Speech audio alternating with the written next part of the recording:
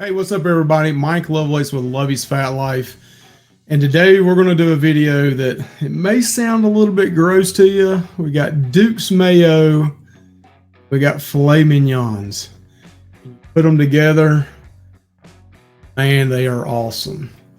Come with us today as we try out mayo and fillets together on the Blackstone Griddle. You won't want to miss this one. Thank you, guys. Like and subscribe.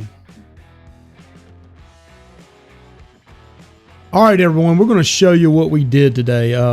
So prior to putting this mayo on here, and I'm going to kind of let this play out in this video. You see me putting the mayo on this. We took a combination of salt, pepper, and garlic powder, SPG. A lot of people use it on briskets and beef. But what we did on this was about 2 hours before we cooked these, I took the combination of 2 parts pepper, 1 part salt, kosher salt, and 1 part garlic powder, and we sprinkled that on both sides and around the edges of these fillets. These were 3 fillets we got from Sam's. They were beautiful. They had some nice marble, a little bit of marble on them, but you know, fillets are pretty lean. And then what we did was we took our favorite here in the South, Duke Mayo, and basically you can see right here in this video what we were doing is just coating it like it's a cake. We took a big spoonful of mayo out of the Duke Mayo jar, and we just slather this really good all around the sides and the edges. Then we flip it over on the other side and get it nice and coated with mayo as well. And then we go out here, and we'll show you in a second here, we go out here and fire up this Blackstone Griddle. We did cook some other side items this day, and you may see this on the Blackstone in addition to the mayo steaks. But we'll do a separate video on those side items. We did on this Blackstone. What we did was we took these fillets that were just slathered in mayo.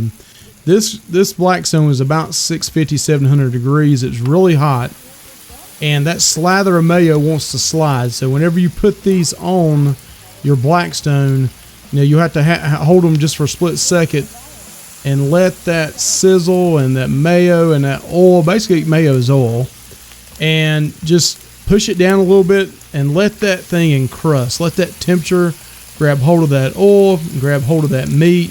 It's going to take that pepper. Remember, it's a 2-1-1 ratio, and it's going to just make a real thin line of crust on that, of pepper crust. And man, I'm telling you, this is great. When I first saw this or thought about it from somebody else telling me about it, I was like, man, there's no way. These things were great. I personally am a bigger fan of smoke-based steaks, you know, like on a offset or a stick burner. But for frying, these are by far the best fried steaks I ever had. I would definitely pay for these at a restaurant. They were that good. Hang in with us as we continue to show us cooking these. We cook these to an internal temp of 138, which was medium. Maybe a little bit too light, too red for some of you, but I normally like my medium well or medium. These were perfect on the inside of these. So hang with us and we'll show you how these things turn out. All right, so after about 3 minutes or so, these things were ready to flip over to the other side. You can see how that it's just nice and sizzling.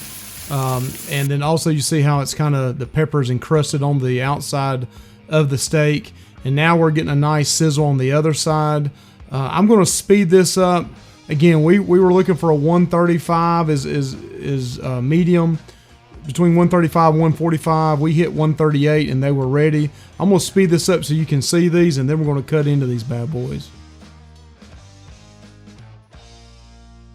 All right, so now we're just trying to get a nice sear on all sides of the steak. You can see right here the mayo is still up on the steaks that are up. You can take your tongs and just kind of press it down on each side of it until you get a nice sear on all sides. In my situation here, I was just leaning them against each other while I was still tending the vegetables. My son didn't like steak, so we got him a couple pieces of ham. I don't know what's wrong with him, but we'll get him there. But again, you just want to sear all sides of the steak. And again, we were shooting for a 135 to 140 internal temp, and we hit it at 138. All right, these things are ready to go. Let's get them off this Blackstone, take them inside, and let's let them rest for about 10 minutes, and let's cut them up.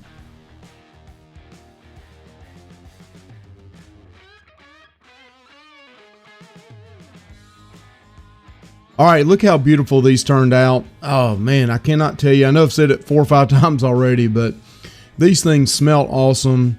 They looked beautiful. You know, if you like fried steak, you're gonna love these. Look how beautiful they were. They were nice and medium. Maybe the best cooked steaks I've ever done. Again, just nice and medium. And again, if you don't like medium, just bump that temperature up to get whatever you want, or go down lower if you want them more rare. But I was really impressed with the Blackstone. This is only the second time I've cooked steaks on the Blackstone. My wife loved them. Even my son, who I said didn't like steak, we cut him off a little piece of it.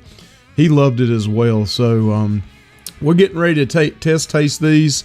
Just hang around with us a little bit more, and we're going to try these things out.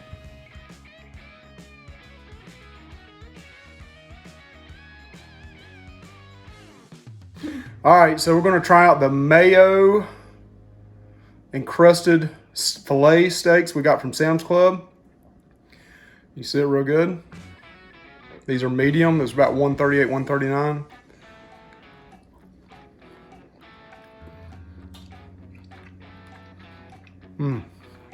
That'll melt in your mouth. You got the SPG salt, pepper, and garlic powder, and then that mayo on the outside helped encrusted it with that oil inside the mayo. Definitely need to try this out. Super juicy. Thank you guys. Please like and subscribe.